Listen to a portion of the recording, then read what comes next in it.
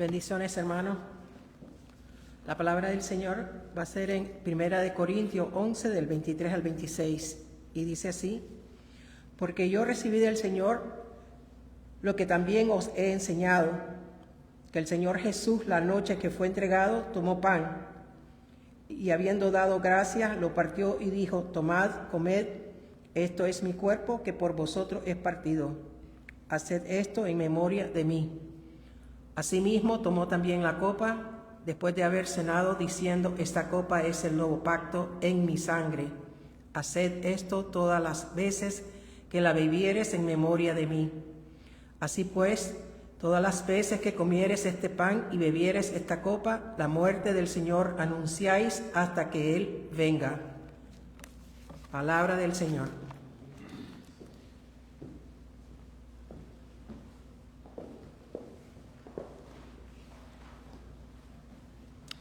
Cuando mis hijos estaban pequeños, si me puede bajar el volumen un poquito.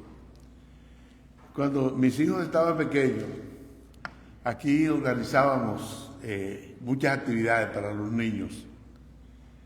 No es que la organizara el hermano, el pastor Carl y su esposa Debbie, sino que los mismos padres de los niños siempre queríamos estar dándoles la oportunidad de que compartieran y aprendieran algo. En una ocasión, después de una de estas actividades, uno de mis hijos se acercó y me dijo que uno de los adultos en la iglesia, le dijo que ellos no podían comer hamburguesas, porque Sara y yo solamente habíamos traído hot dogs, salchichas, perro caliente, y que los niños que podían comer las hamburguesas y una carne que había, eran aquellos cuyos padres habían traído la carne y las hamburguesas. Ustedes pueden imaginarse la vergüenza que pasaron mis muchachos. Ellos estaban muy pequeños. Probablemente Eddie Jr., que está ahí sentado, no se recuerda de eso. Pero fue un momento en que ellos se sintieron avergonzados. Entonces nosotros no fuimos a reclamarle a la persona que le dijo eso, sino que como cristianos nuevos que éramos, fuimos donde un hermano de mayor experiencia para confiar en su sabiduría y que nos dijera qué es lo que debíamos hacer. Ese hermano era Carl, el pastor. Entonces, Carl, nosotros no le dijimos quién había sido el que hizo eso, pero él se lo imaginaba y fue y habló con esa persona. Y precisamente usando estas escrituras que leímos ahora, fue que él habló con esa persona. Y aprovechó y en esos días también predicó un sermón acerca de esto. Para referirnos al pasaje de las escrituras que fue leído por la hermana Marta, es necesario que nos remontemos al versículo 17. Allí dice: pero al anunciaros esto que sigue, no os alabo, porque no os congregáis para lo mejor, sino para lo peor.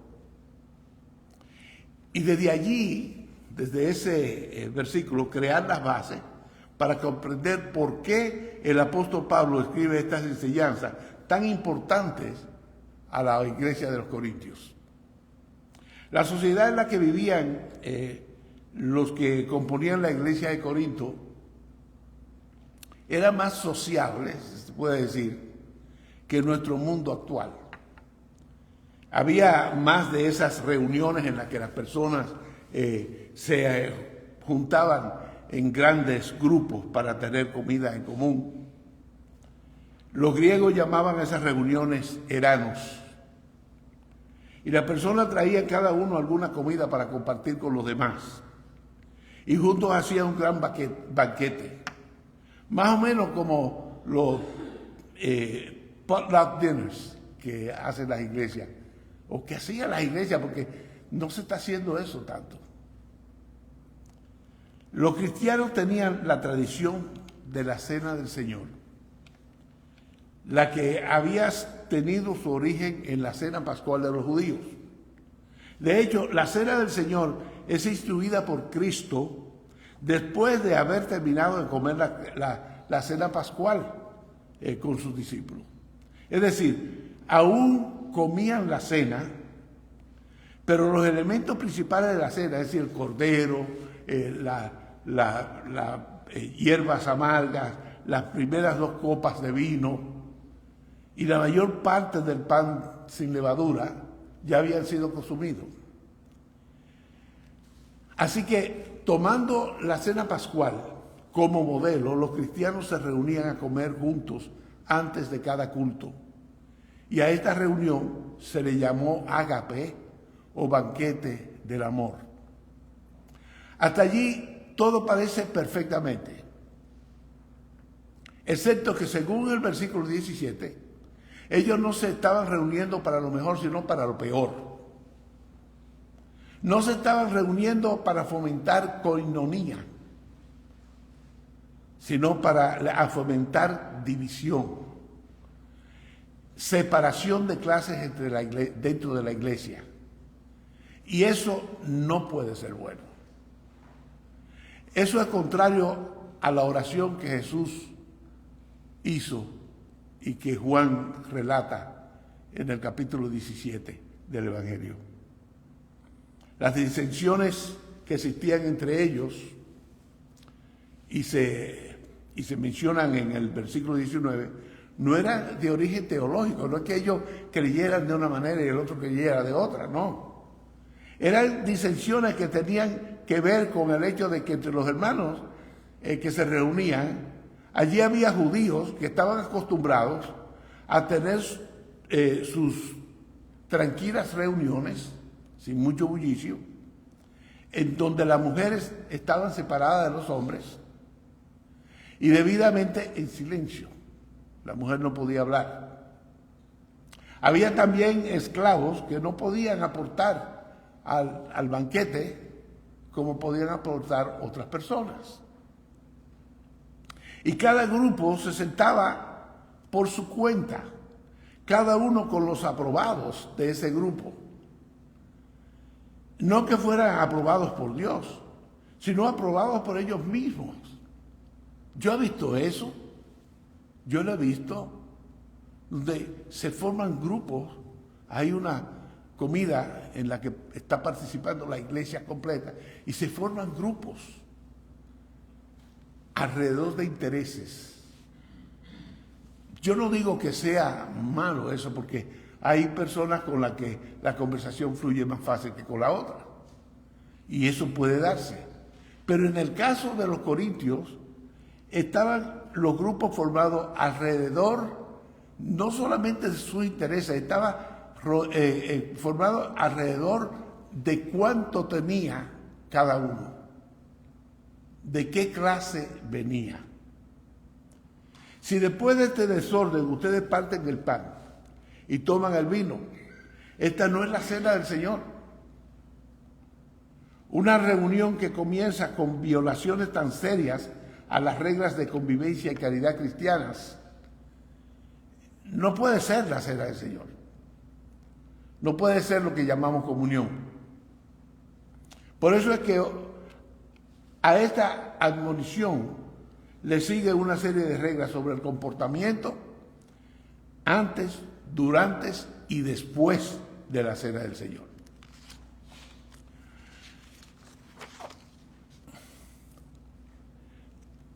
Desde el primero hasta el versículo 16, Pablo instruye a la iglesia con respecto al orden de autoridad ministerial dentro de la iglesia. Ahora toca arreglar el entuerto que estos hermanos han formado con la cena del Señor. En el versículo 21, Pablo dice algo que ha sido tomado muchas veces para indicar un cierto rito al tomar la cena del Señor. Pablo no está hablando de que se establezca ningún rito en particular. Lo que él está diciendo es que cada grupo, por su cuenta, comience a comer. No comiencen a comer, unos porque tienen hambre y otros porque hasta se emborrachaban, como resultado de que cada uno comience por su cuenta a la cena del Señor. No podía ser llevada a cabo como era señalado, como era realmente espiritual hacer la cena del Señor. Los que han participado en la cena pascual, que celebramos todos los años, o celebrábamos todos los años, quizá podrán recordar que cuando tomábamos cada copa y partíamos el pan, lo hacíamos dentro de un contexto específico. No era a lo loco, no era desordenadamente, sino dentro de un contexto específico. La institución de la cena del Señor tiene un significado tan profundo, un significado tan espiritual como la cena pascual que celebran los judíos, o que celebraban, porque realmente el ceder de la forma en que lo hacen los judíos lo hacen más como una costumbre, es como el lechón de Nochebuena. No tiene ningún significado espiritual para la mayor parte de los judíos. La cena pascual estaba enraizada en acontecimientos redentores del pasado de los judíos y apuntaba hacia un día futuro cuando la obra redentora de Dios sería perfeccionada para ese pueblo de Dios y dar paso a un nuevo pacto. La cena del Señor también estaba enraizada en acontecimientos redentores del pasado de la iglesia y apunta hacia un día en el futuro cuando la obra redentora de Dios sea hecha completa en el nuevo pueblo de Dios y el pacto eterno entre en efecto. La cena pascual, para la cual los judíos eran más que... para los judíos era mucho más que un ceremonial, o un memorial, o un recordatorio de algo que sucedió muchos años antes. Para ellos era una reconstrucción de la gesta que los convirtió en nación. Muy parecido a lo que hacemos nosotros cuando celebramos el Día de la Independencia de nuestros países. O el 4 de julio aquí, lo que residimos en este país y somos ciudadanos. Para decirlo en las palabras del profesor Mark Moore, voy a leer. Dice, asimismo, cuando Jesús les declara a sus discípulos en memoria de mí, Él no está encargando un ejercicio mental. Él está mandándonos a que reconstruyamos el gran evento de nuestro éxodo espiritual, el mismo éxodo hacia el cual apuntaba el primero. El nuestro es el verdadero éxodo. El nuestro es la final liberación. Por otra parte, la nuestra es una mayor nación. Del mismo modo en que el éxodo egipcio fue el reino más grande, la nuestra es una mayor nación, del mismo modo en que el éxodo egipcio fue el génesis de una gran nación, así el éxodo del Gólgota instituyó un reino más grande. Somos simplemente una iglesia que se reúne para recordar. No somos simplemente una iglesia que se reúne para recordar. Somos un reino global que semanalmente reconstruye nuestra independencia. En tan pequeña bandeja y con tan frágiles elementos se mantiene un hilo invisible e indisoluble el cual se extiende a través del globo y del tiempo. Los cristianos de todas las clases y de todos los tiempos son unidos místicamente por sus cabezas por medio de esta cena de recordación.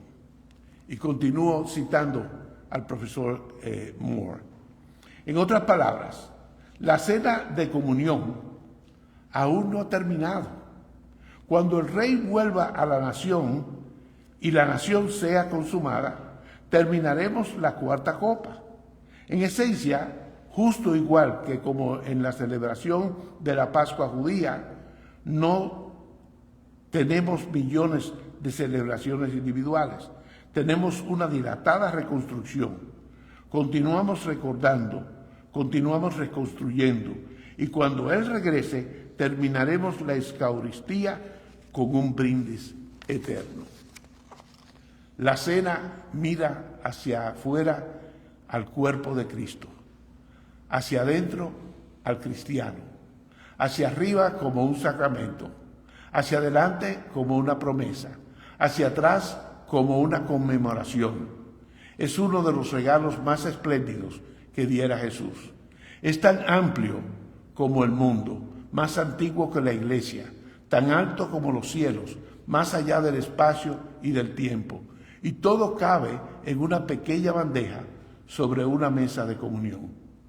Está contenido en elementos que se desvanecen tan pronto como son consumidos, pero que resisten hasta la eternidad.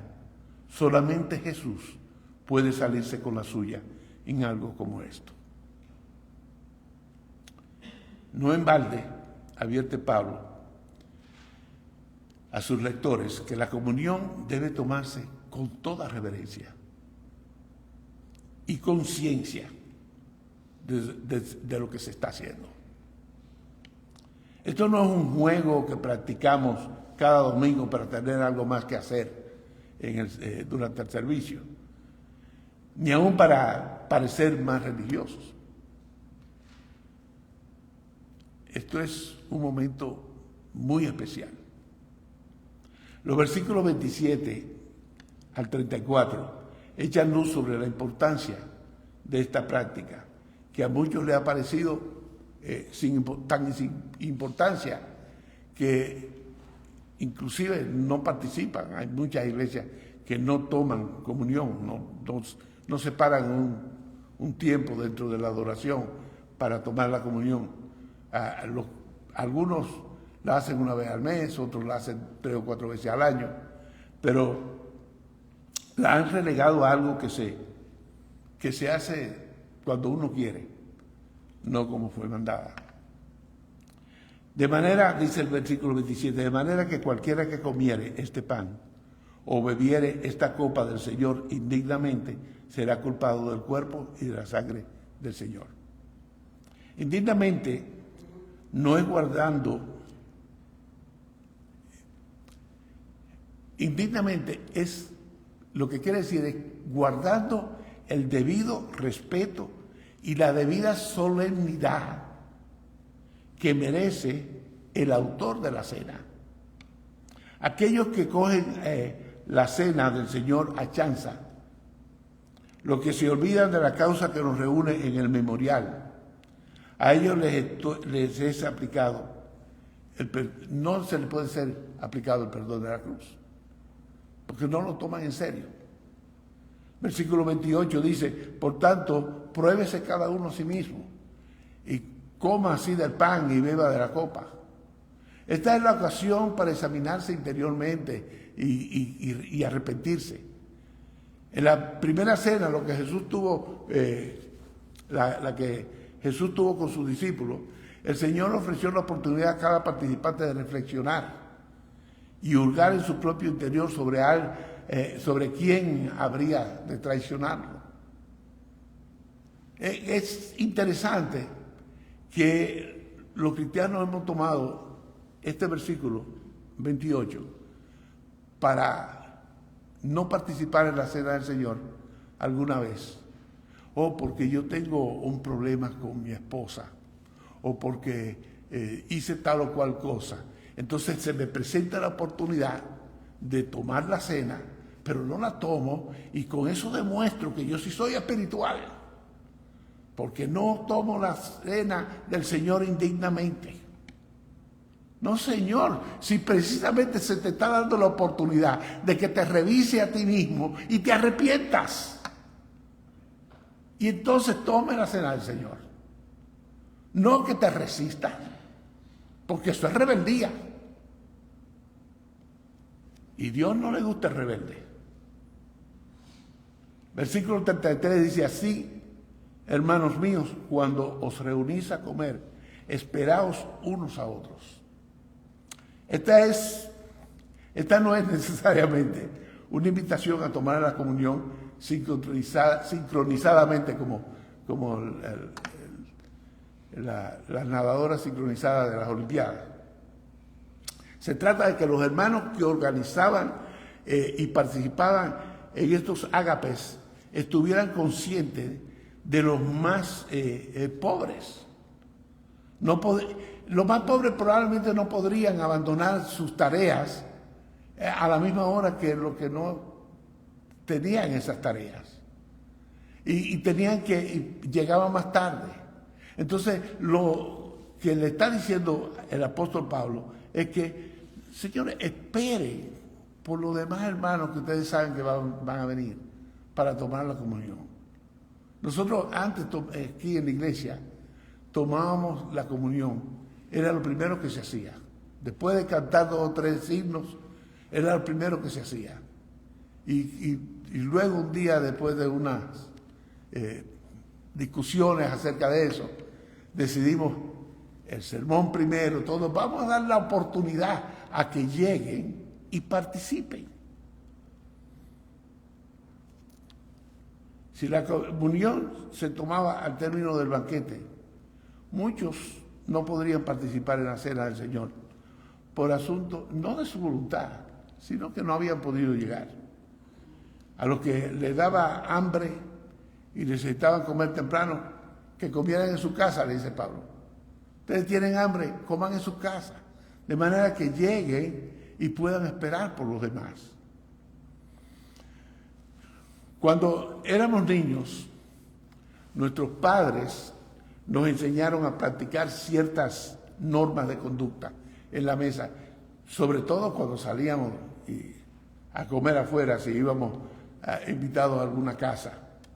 Desde luego, esas normas de conducta se enseñan de acuerdo a las costumbres de cada grupo humano, porque lo que es visto normal entre nosotros puede ser no normal entre otro grupo. Por ejemplo, hay culturas orientales donde eructar después de la comida está bien, es deseable inclusive. Alguien eructa en la mesa donde yo estoy comiendo y me da asco, porque las culturas son diferentes.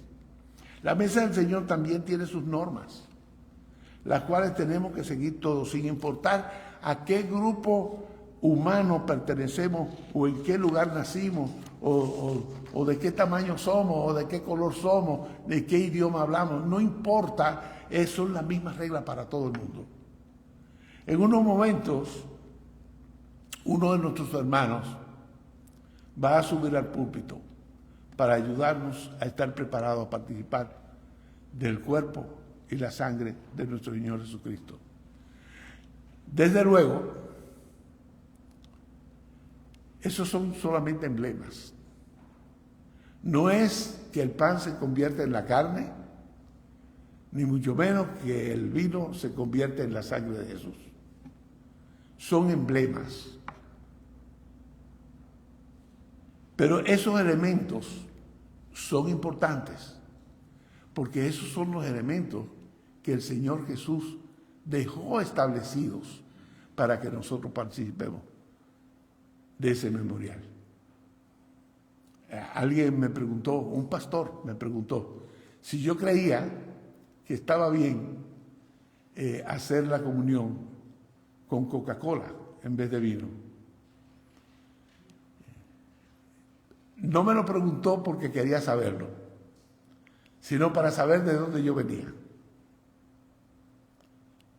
Y yo le pregunté si la receta de la Coca-Cola ya existía cuando Jesús.